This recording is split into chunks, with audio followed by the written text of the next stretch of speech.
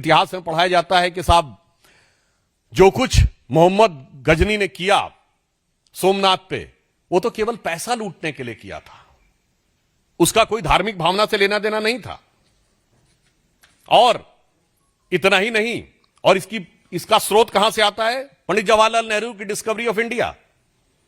जो मूल एडिशन 1948 में छपा है उसमें 161 और बाद के एडिशन में 240 के आसपास आ जाता है, तो पेज नंबर वेरी कर सकता है, पर आप जाकर चेक कर सकते हैं। वो कहते हैं Mahmud was far more a warrior than a man of faith. वो कहते हैं कि वो देखकर इतना अभिभूत हो जाता, कहता लगता ही नहीं इतनी सुंदर मूर्तियां और सुंदर मंदिर और सुंदर भवन मनुष्यों के बनाए हुए हैं, ये तो जिन्न के बनाए हुए हैं। और कहते देखिए जवाहरलाल नेहरू जी कहते हैं कि महमूद गजनी कितना। माननीय प्रधानमंत्री जी ने जिन भाव की अभिव्यक्ति की है वो दर्शाता है कि भारतीय संस्कृति की वो जीवनी शक्ति थी, वो संघर्ष शक्ति थी, जिसने दुनिया के सबसे बर्बर आक्रमणों को भी झेल कर अपने को बचा के रखा।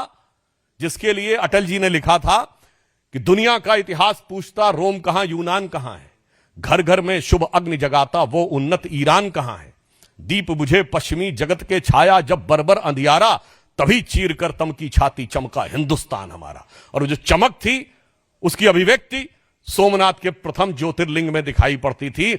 मगर अफसोस 1835 में मैकॉले ने जो विष हमारे दिमागों में भरना शुरू किया, 2035 में प्रधानमंत्री जी ने कहा उस विष से मुक्त करनी है। उस विष का बहुत बड़ी विष बेल को काटने का प्रतीक सोमनाथ का मंदिर था।